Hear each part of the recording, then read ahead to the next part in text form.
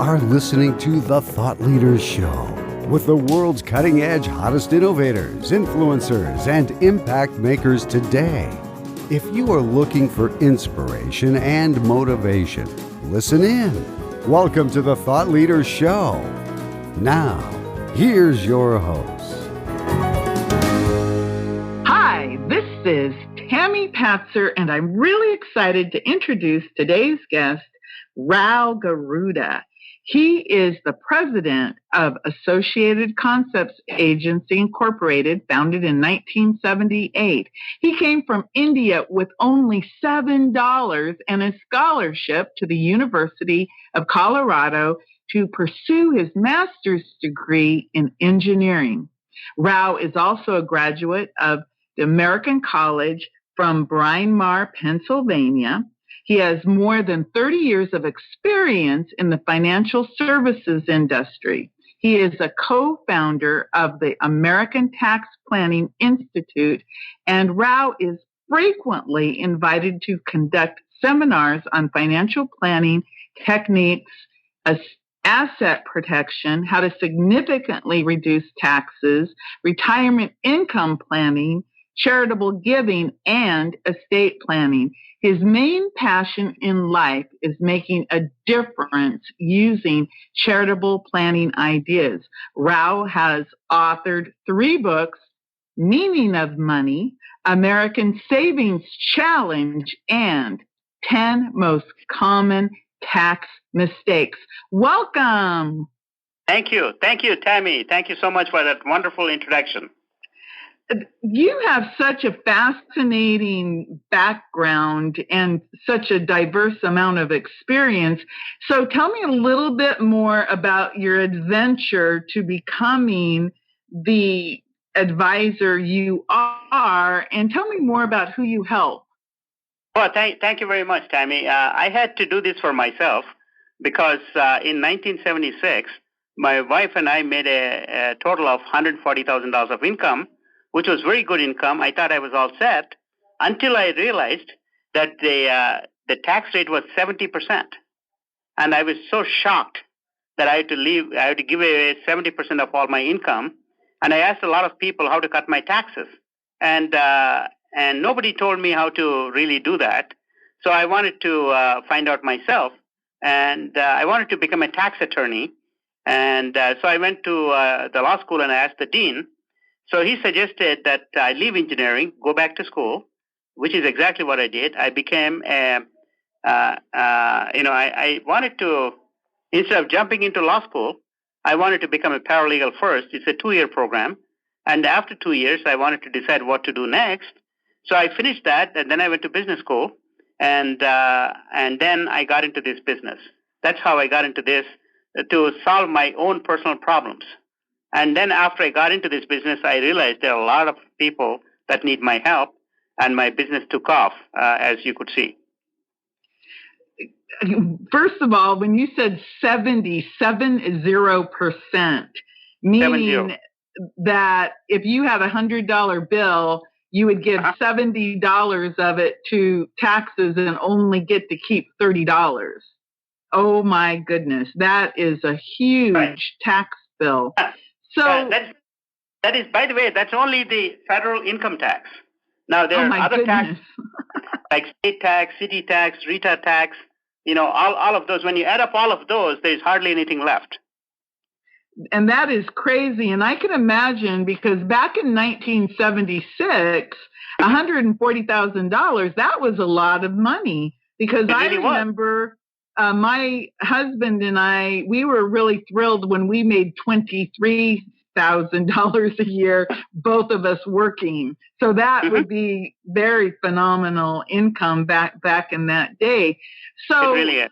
You switched from being an engineer to now being a co-founder of the American Tax Planning Institute. Right. And what would you say are the biggest issues facing people today as it relates to taxes? And I know you've written 3 books. So what are the big mistakes people are making with their taxes? Well, the biggest mistake is, not knowing that the tax law, right now it is 74,000 pages, by the way, 74,000 pages. The tax law is full of ideas, okay? We call them red lights and green lights, okay? Every time there's a red light in the tax law, there's also a green light. And so the biggest challenge in America is not making money, it's keeping what you make. And that's really the biggest challenge, and that's where we come in. So you have to learn how to keep what you make, and Yes. obviously 74,000 pages. And I know for a fact the average person, number one, they've never looked at the tax laws at all, Yes. and they just trust a CPA or the accountant or somebody who helps them file their taxes every year. Is that a smart thing to do, to trust your CPA to help you find the most tax savings? Well, that depends. There are lots of different kinds of CPAs. Some are really good. These are proactive, and most of them are reactive. In other words, by the time you go to a CPA, the year is over. It's April 15th. So he cannot do anything for last year, okay? And then they're too busy with tax returns, and then by the time they get to you or you get to them, it is next April, right? So it's always come from behind, and you can't do that. So you have to be proactive. So that's the reason why we started the American Tax Planning Institute, because advisors themselves have to be proactive. So the question always is this, Tamara. Anytime you ask somebody, their thinking is, what's in it for me? So if your CPA saves you, let's say $1,000 in taxes, what are you going to do for him? Can he charge you more? Normally, no. Now, unfortunately, what's happening right now is it's TurboTax. Everything is online, right? Everything is computerized. Everything is mechanized. Yes. So, people are going to TurboTax because it's the least expensive way of getting something. But what they don't realize also is that this is the most expensive way to pay taxes, because the TurboTax only computes, the tax on what you made. It does not talk about how to reduce your taxes. That's where the problem is. So when you talk to people, can you just give one or two ideas about what you could do to reduce your taxes? Yeah, the very first idea is a Roth IRA, okay? Because most people are investing their money, in fact, they're not investing, they're gambling, okay? I call it gambling online, because they have no idea what they're buying. They're buying a lot of hype, and they're looking at a TV or looking at a stock, and they say, okay, this is what I want. But what they don't realize is, what is the tax impact? For instance, an IRA. Everybody has a 401k and an IRA, correct? That's the most popular investment. A 401k, pension plan, profit sharing plan, IRAs. But why not a Roth IRA? Because a Roth IRA, it grows tax free. You can withdraw the money tax free, and you have all kinds of flexibilities. So, do you want tax free income or taxable income in retirement? That's the question. Tax free. Tax free, right? Now, how Yes. do you get tax income? If you keep on putting money into these pension plans and IRAs, that becomes a large bucket of money, right? Yes. And when you withdraw that money, that triggers other taxes, like taxes on Social Security and Part B Medicare premiums, and on and on and on. So if you don't have to pay any taxes on your retirement income, by the way, your Social Security is now going to be taxed if you made more than $44,000 of income, okay? So if you are retired today and you're married and you have more than $44,000 of income, then 85% of your Social Security is going to be taxed. 85%, okay? But if your income is less than $44,000, you pay zero tax. You see, that is a very simple thing, right? It would seem so. But nobody does it. Why? Because nobody has been educated enough. So in my book, the 10 tax mistakes people make. Yeah. This is one of the mistakes I talk about, because you have to be conscious about how to create tax-free income in retirement, and that is one of the best ways to really plan for retirement. Is to create tax-free income. tax-free income. You see, there are three big taxes, actually four big taxes. But the first big tax is income tax.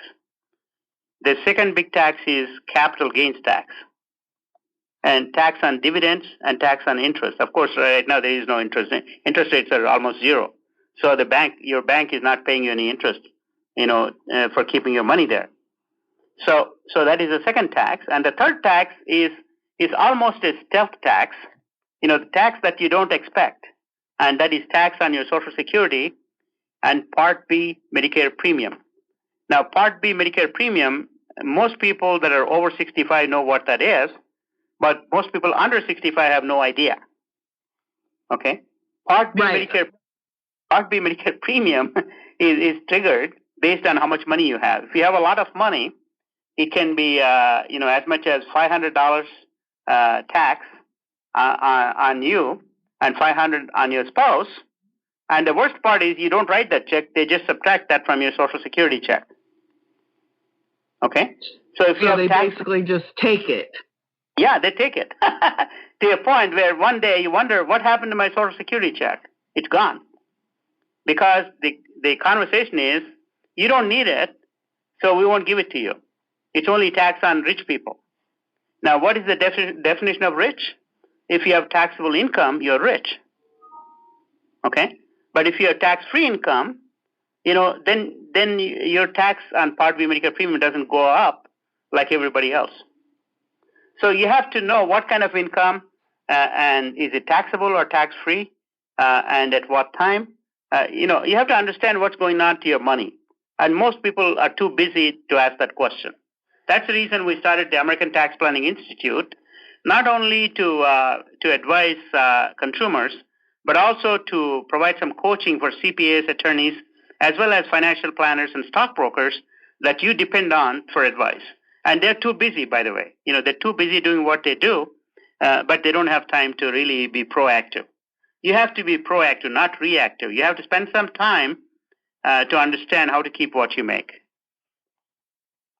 Wow. I didn't realize that the numbers were so high in how much money that you actually do pay out in taxes. Because it's amazing. Like what you said, it's not just the income tax, it's all of these other taxes and hidden taxes that we don't even think about as just eating away and eroding away. You also wrote a book called The Meaning of Money. Can you tell me a little bit about that? Right. If you do really well, this is a country where, I'm so fond of this country. I'm in love with this country. Okay. 54 years ago, when I first came to this country, I knew that I'm going to a great country. And I knew that, when I landed at JFK with $7 in my pocket, I was wondering, where am I going to go next? It was 4:00 in the afternoon at JFK airport. I come out of the airport. I wonder, okay, where am I going to go next? And then I saw somebody with a piece of paper and my name. They said, hey, I'll take care of you. Don't worry. And I knew I fell in love with this country. So all I was told by my dad was, you're going to the greatest country in the world. All you have to do is work hard and you'll do really well. I believed that at that time. I believe that even more. And what I realized was life is not about how much money you make. It's about how much difference you can make. It's all about making a difference because you can help a lot of people and experience the joy of giving. Until you experience the joy of giving, you have not experienced what it means. You cannot describe it. You have to experience that. So I realized that everybody in this country, this is the most giving country, most compassionate country in the world that I'm so grateful for. I realized that, I can help a lot of people. And if I can save, let us say $100 in taxes for you, I would expect you to donate $10 to somebody that you'll never remember. Do something special for somebody that you'll never, ever come across or remember. And all of a sudden, you'll be a completely different person. That is the joy that I want everybody to experience. And that is what we're doing. Once I saw that, firsthand, and I had the privilege of giving away $1 million of my own money, to different charities, that has changed me as a human being. I have never seen anything like that in my life. People that had to walk 2 miles a day for drinking water, all of a sudden can get drinking water if they have a water project in their village. People that don't have a bus fare to go from their home in the village to the hospital, all of a sudden can get an open heart surgery just for $3,000 donation. So I'm able to see how I'm able to save a lot of families and how I can be instrumental in making a difference in a lot of people's lives. And that has changed me as a human being. And this is the greatest country in the world that does this so many times. And the rest of the world has no idea how great a country this is.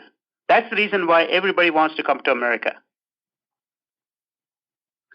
That's so interesting hearing that from your perspective, because as someone who I was born here, grew up here, and you take everything for granted, and yes. And so unless you go out into the world and see how other people live, you really don't have that experience of knowing.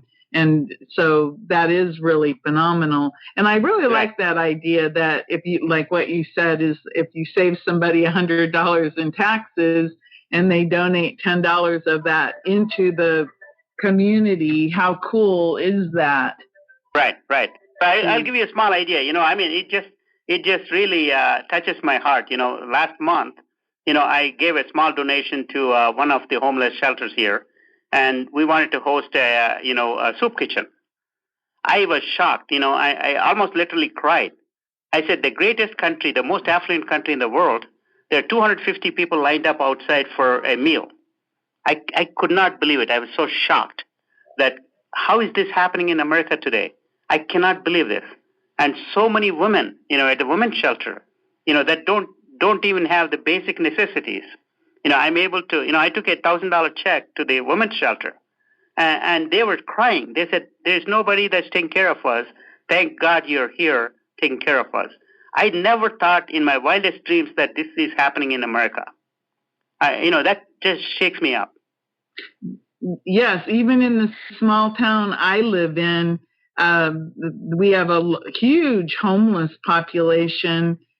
People live in the parks, and the local churches, are literally feed a lot of people. And even the little local laundromat has a table where people bring in clothing and food. And I go in there and I'll look at the table, and it's always nearly empty.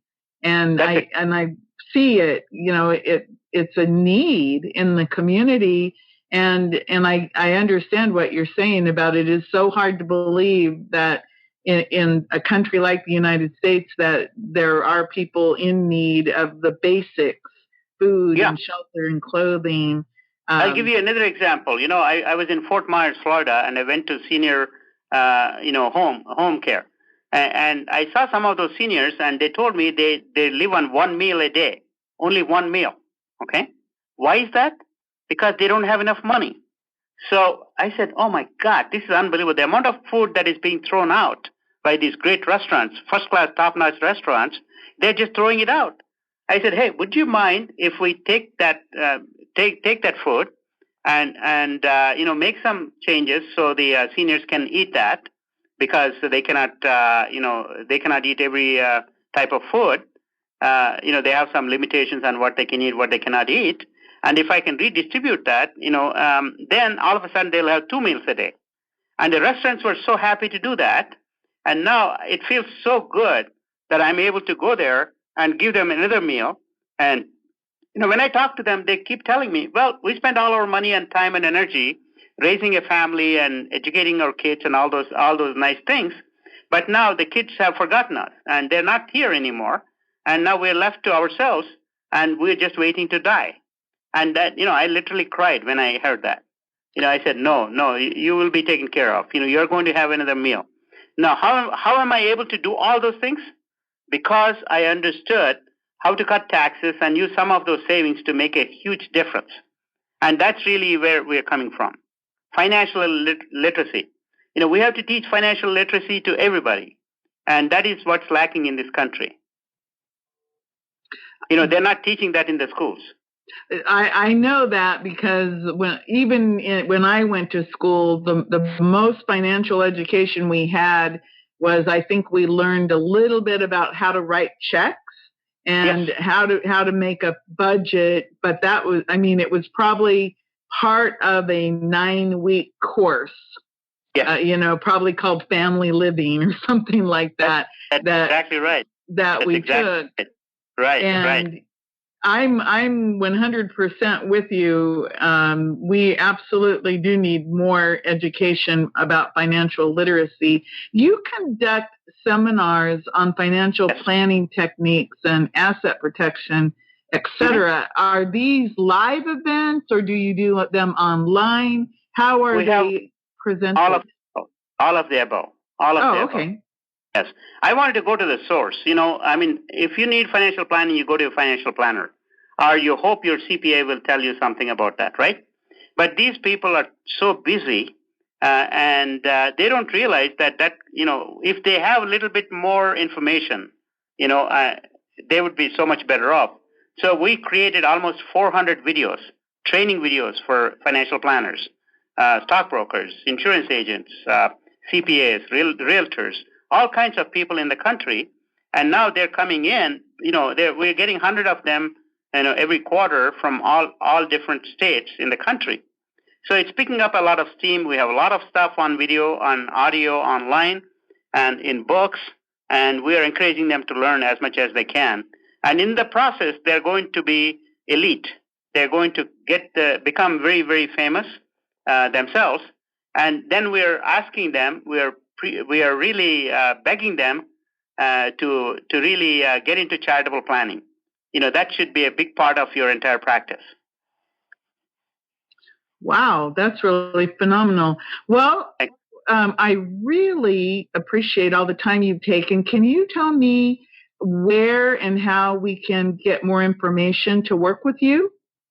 Well, our website, is listed in the books, and they can, of course, call us. I'll give you my phone number, 216-642-9211. That's one of the phone numbers. And I have a toll-free number, 1-800-255-6086. Any one of those numbers, we'll take the calls. We'd love to help anybody that we feel, is proactive. Okay, well, great. Again, thank you so much for taking all the time with me today. I really appreciate it. You're very, very welcome, and thank you for this opportunity to speak with you. This is Tammy Patzer. Go make it a beautiful day. You've been listening to the Thought Leaders Show. To get all past shows and to get all future shows, go to thoughtleadersshow.com.